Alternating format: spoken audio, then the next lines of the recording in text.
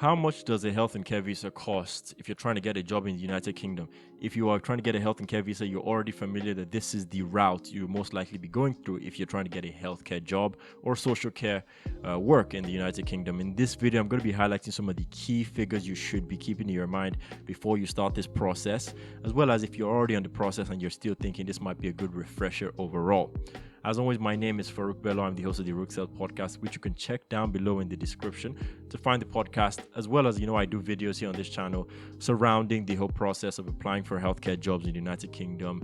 What is it like? And many more things, which you can check out other videos. But let's just go straight into the video discussing what are these key figures you need to know. And there are two sections that you probably should be familiar with. The first one is the application fee, and the second part is actually how much you need to have in your bank account. But let's begin.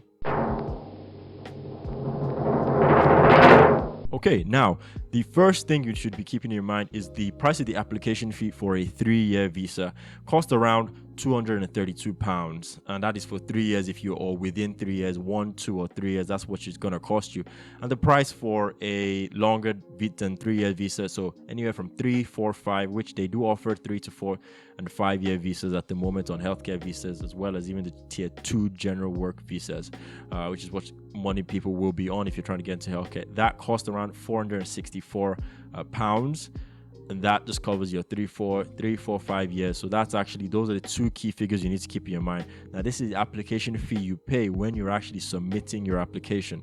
So you need to keep that in mind. These are different from the amount of money you need to have in your bank account or any other fees if you're using personal lawyers, if you're using any extra services on the side. These are the fees that come from the government. And again, I will leave all the links in the description below so you can find where this information comes from. It is also very good to know that you do get a discount if you're coming from certain countries. However, these countries are mostly European, and I'll let these countries roll down on a list to my right or left. But if you're coming from mostly some African countries and other Asian countries around the world, you may not be eligible for this discount. It's about a £55 discounted price off whichever one of the two you're using. Just good to keep in mind, if you're from these countries, you get a bit of a discount. If you're not, unfortunately, you will be paying the full price of the application fee. Now, the money you need to support yourself. This is the second part, and this is the second category. It's very, very important. It's basically the money you need to have in your bank account. Now, the reason you need to have money in your bank account when you're actually making the application is basically proof that during that first month while you're in the country, you can support yourself. Before, obviously, if you're getting a job visa, you start using your wages and your salary to support yourself monthly. Now, this money needs to be in your account for at least 28 days prior to submitting your application, and you must submit the application on the 31st day. I'll put it just right beside me so it makes it a bit more clear. But I always, personally, I come from a family where over-preparedness is always much appreciated. So I would recommend, if possible, leave it at least 2 months prior. You don't want it to be getting too tight on 1 day, 2 days. You don't want to give them a reason to question things. So always try and give it more time than needed. That's why you apply earlier. But the price you need to have in your account is about £1,270, which is quite a lot of money.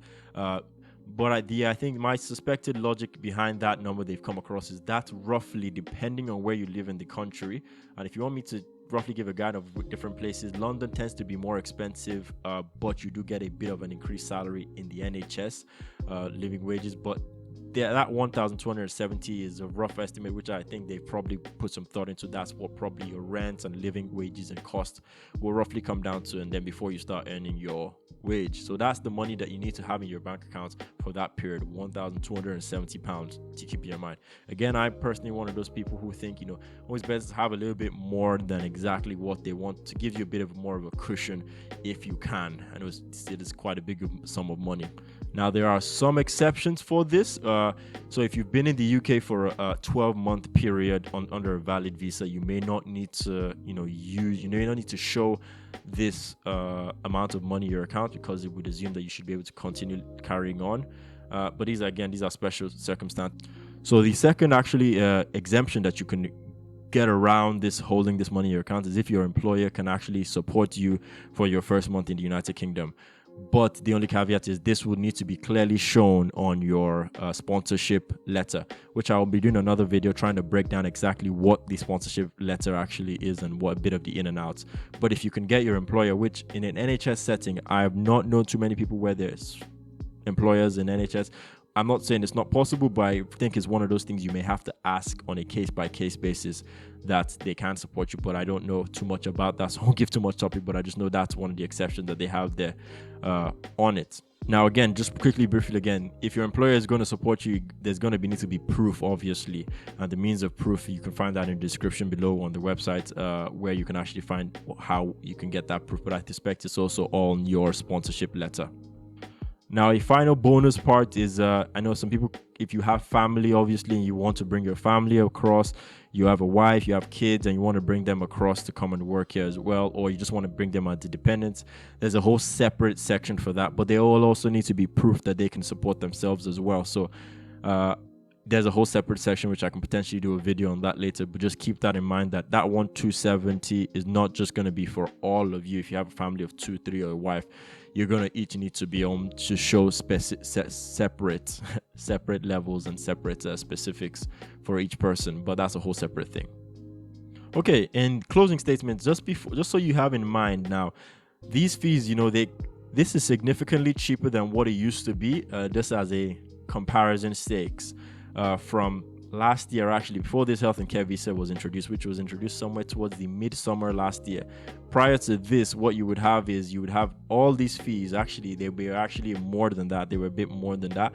And you had what we call the health surcharge, which has been scrapped, if you're wondering about that, which was actually, so for every year you were going to spend in the United Kingdom, I don't remember the exact price, but it was going up every year. So if you had a 5-year visa, you wanted to apply for a 5-year visa, you might end up having to spend £2,000 for each of those years. I don't remember the exact numbers, but that has been scrapped, obviously, but that's only for health and social care work. And if you are actually, your job is under the eligibility list, if it's not, unfortunately, you're going to have to go through the other tier 2 general visa. But that's a very fortunate thing that, so again, this is one of the important things I would always say with regards to finances and all this, the earlier the better. So if you imagine you're starting the whole process earlier, you've realized, okay, you want to start working in September, so you're going to start trying to see how you can get those funds into your account from now, where you're not going to leave it to the last minute. But that's just a friendly piece of advice that I'll give you. Make sure to check out some other videos on the channel for other topics around the health and care visa. And if you want me to cover specific things, feel free to leave that in the description below, and I'll get around to it as best as I can. But till the next video, my name is Farouk. As always, take care.